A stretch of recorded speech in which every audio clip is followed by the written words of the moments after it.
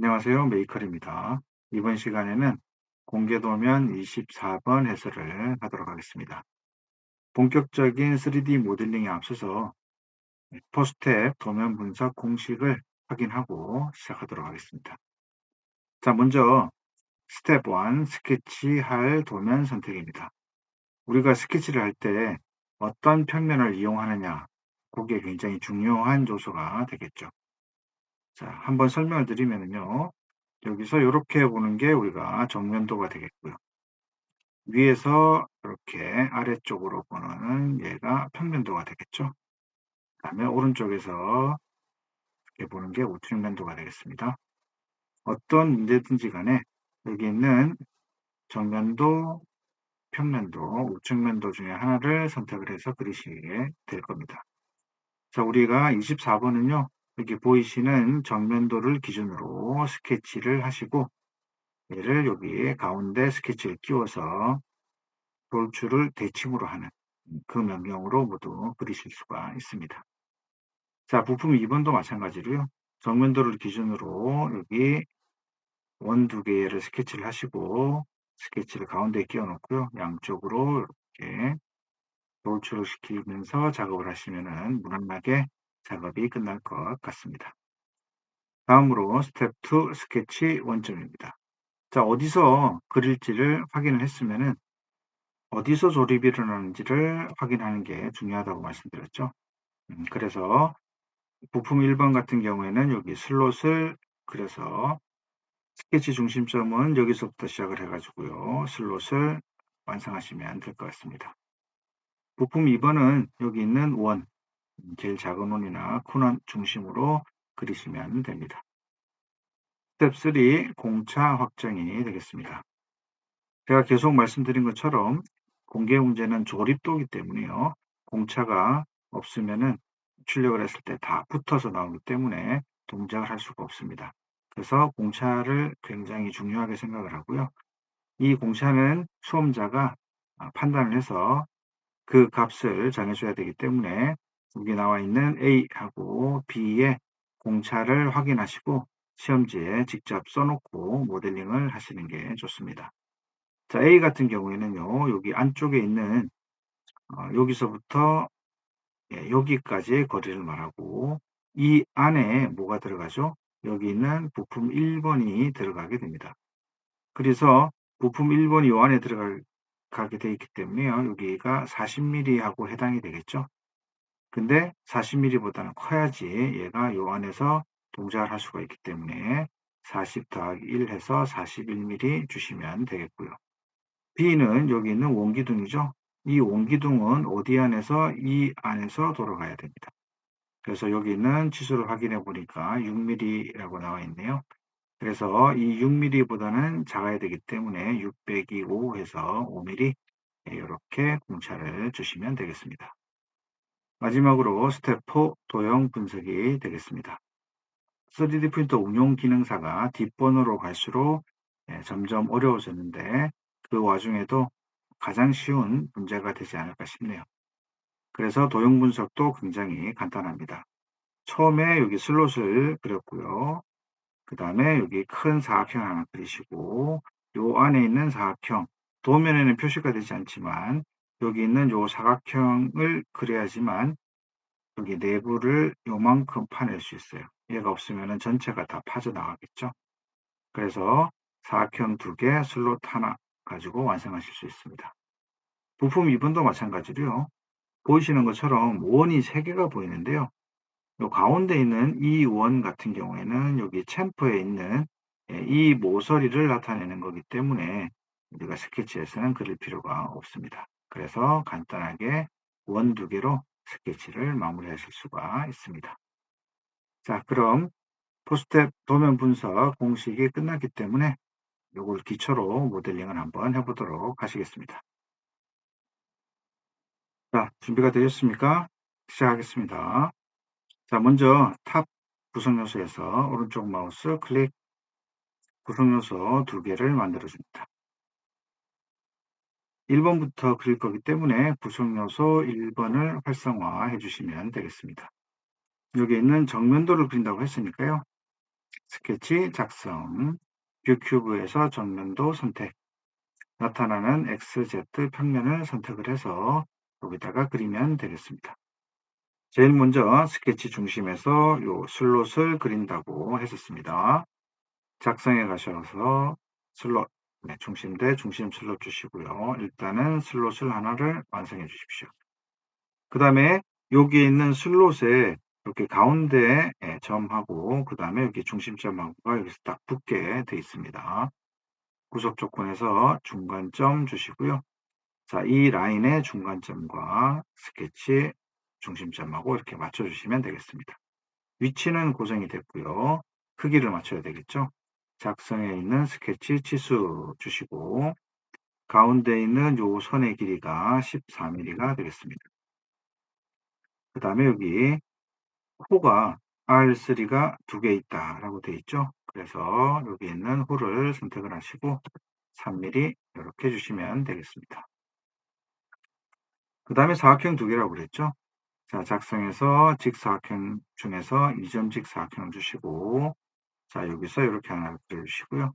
그 다음에 밑에서 이렇게 하나를 그려주시면 되겠습니다. 자, 먼저 여기 있는 8mm부터 정하겠습니다. 작성해서 스케치 치수 주시고 왼쪽 라인과 왼쪽 중심점 여기가 8mm가 되겠습니다. 8mm. 그 다음에 나와 있는 치수를 하나씩 주보죠. 여기 12mm가 보이시죠? 그래서 여기 중심 라인과 제일 밑에 있는 라인까지가 12mm 이렇게 되겠네요. 그 다음에 이제 전체 치수를 주시면 됩니다. 자, 전체 치수는요. 여기 밑에 있는 요 부분이 여기 있는 30mm가 되겠고요. 자, 그래서 여기가 30mm가 됩니다. 여기 있는 세로 길이는 얼마일까요? 여기서 우리가 실수하기가 쉬운데요. 일단 여기 옆에 보시는 요거 있죠? 우측면대에 보시면 20mm가 나와 있습니다. 그래서 여기를 20mm 자, 이렇게 주시면은 완성이 되고요. 그 다음에 이 선과의 이 거리는 여기 4mm라고 나와 있죠. 4mm 이렇게 주시면은 스케치가 완성이 됐습니다. 근데 여기서 우리가 조심해야 될 부분이 있는데요. 방금 그 세로 길이를 우리가 여기 있는 20mm로 우리가 줬었죠. 근데 이제 여기 중심점까지의 거리가 12mm고 여기서 R 값이 7mm니까 19mm라고 생각하시는 분들이 가끔 계십니다. 근데 그게 아니고요. 잘 보시면은 여기 있는 R 값은 여기 화살표를 쭉 따라가면은 이 슬롯의 오른쪽 중심점과 얘가 일치하죠. 하지만 여기 있는 R7짜리 4개는요. 잘 보시면 아시겠지만 얘가 쭉 따라가면 이 중심점하고 일치하지 않습니다. 그래서 단순하게 12mm와 7mm를 더하는 게 아니고요. 여기 있는 20mm라고 나와 있는 이 치수를 우리가 준용해서 모델링을 하셔야 됩니다. 자, 이해되셨죠?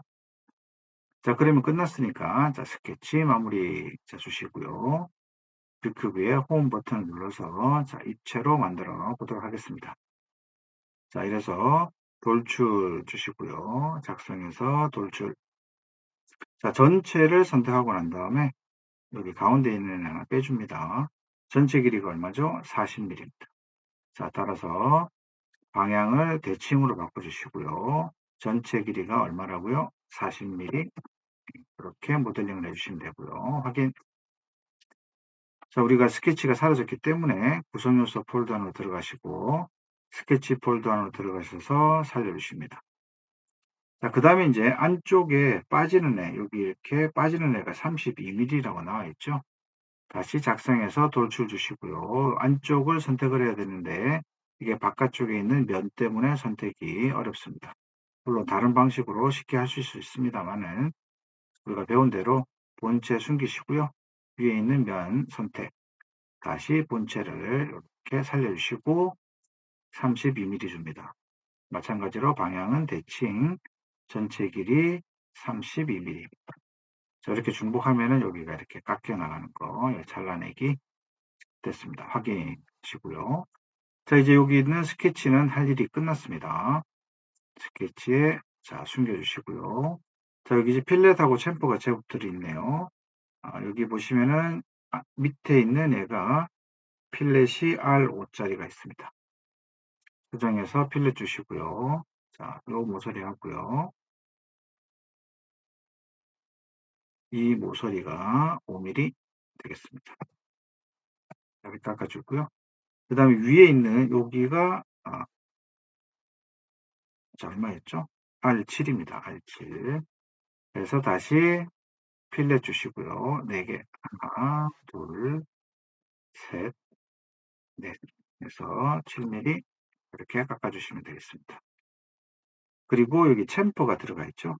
챔퍼가 C2가 2개가 있습니다. 수정해서 챔퍼 주시고 이 모서리와 이 모서리 2개를 2mm 주시면 되겠습니다.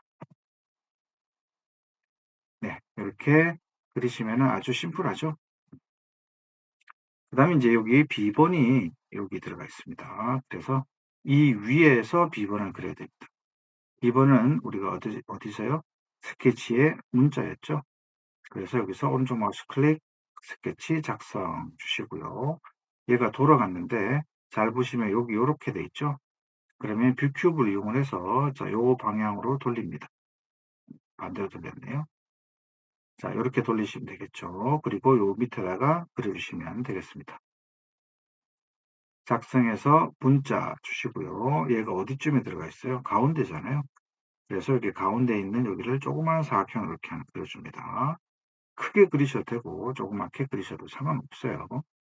어차피 나중에 다 수정할 겁니다.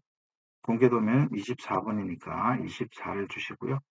무조건 굵게. 그 다음에 좌우정렬, 상하정렬 이렇게 하시고 너무 크죠 번호가. 그래서 얘는 한 8mm 정도 줄까요? 뭐 이 정도면 될 것 같습니다. 자, 확인하기 전에 얘가 위로 조금 더 올라갔으면 좋겠는데요.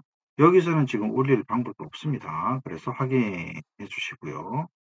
여기는 얘를 왼쪽 마우스로 클릭해서 오래 쥐고 있으면 안 되고요. 클릭을 해서 들어가시면은 원하는 위치로 얼마든지 움직이실 수가 있습니다. 그래서 한 요 정도 가까이 이 정도면 될 것 같아요. 자, 마무리하시고 스케치 마무리. 자, 홈 버튼 눌러서 돌출 번호는 무조건 마이너스 1mm 이렇게 파주시면 되겠습니다. 확인해서 이렇게 해서 1번 모델링이 끝났습니다. 자, 2번 모델링 하기 위해서는요. 구성요소 2번을 활성화하시고 1번 구성요소가 방해되니까 자, 숨겨주시고요. 1번 확인하느라고 좌표가 틀어졌기 때문에 뷰큐브에서 홈 버튼 눌러서 좌표를 다시 정렬해 줍니다. 도면 이동을 마쳤고요. 마찬가지로 작성, 스케치 작성 주시고요. 얘가 정면도기 때문에 뷰큐브에서 정면도 나오는 평면을 클릭해서 그릴 준비를 하십니다. 일단 여기 원 2개가 있다고 말씀드렸습니다. 작성해서 중심 지름원 주셔서 하나, 둘 일단은 그려주시고요. 스케치 중심점에서 그렸기 때문에 위치는 고정. 이제 크기를 고정해야 되겠죠. 작성해서 스케치 치수 주시고 자 여기 안쪽에 있는 애가 자 5mm라고 했으니까 여기 5mm 이렇게 주시고 바깥쪽은 여기 11mm라고 나와 있죠. 여기는 11mm 이렇게 하시면 이것도 스케치가 다 끝났습니다. 자, 스케치 마무리 주시고요. 자, 홈 버튼 눌러서 만들 준비를 합니다. 자, 그럼 전체 요 길이를 한번 보고요.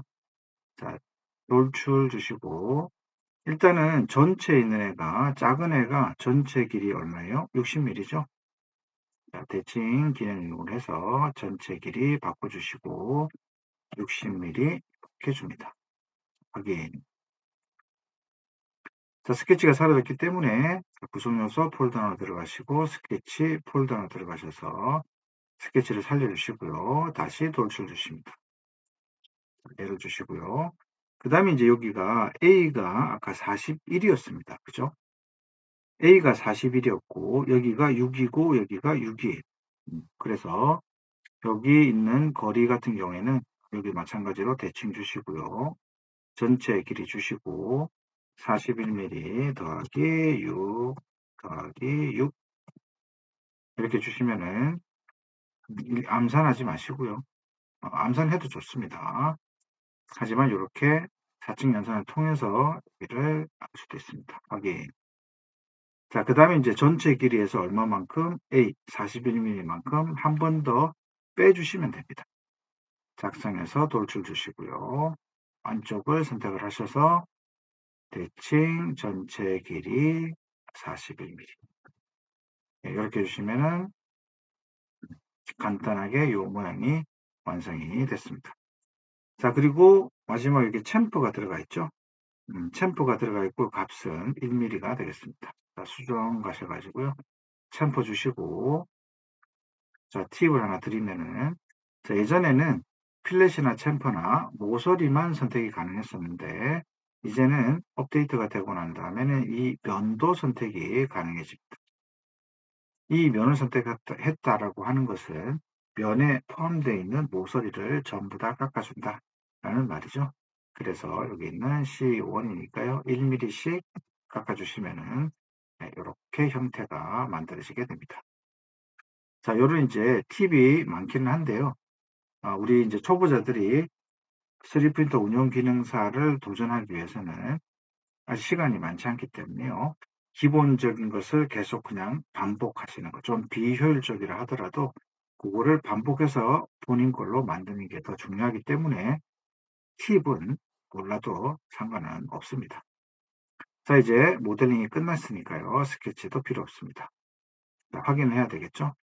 확인할 때는 자, 구성요소 1번을 다시 살려주시고 두 개를 다 보기 위해서 합 구성요소를 활성화해 주시면 되겠습니다.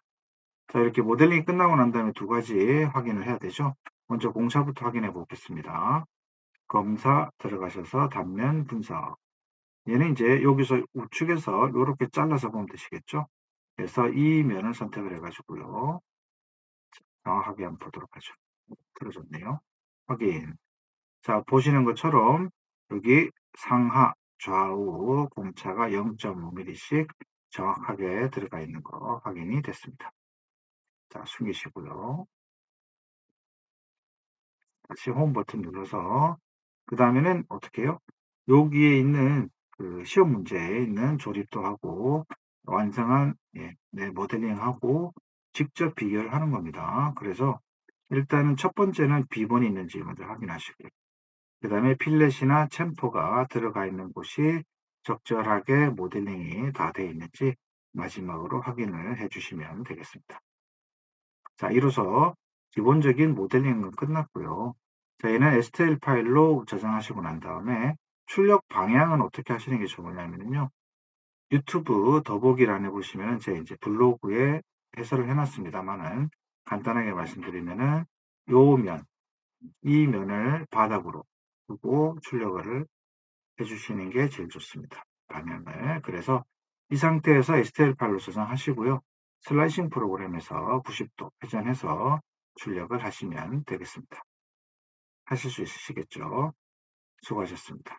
이만 마치겠습니다.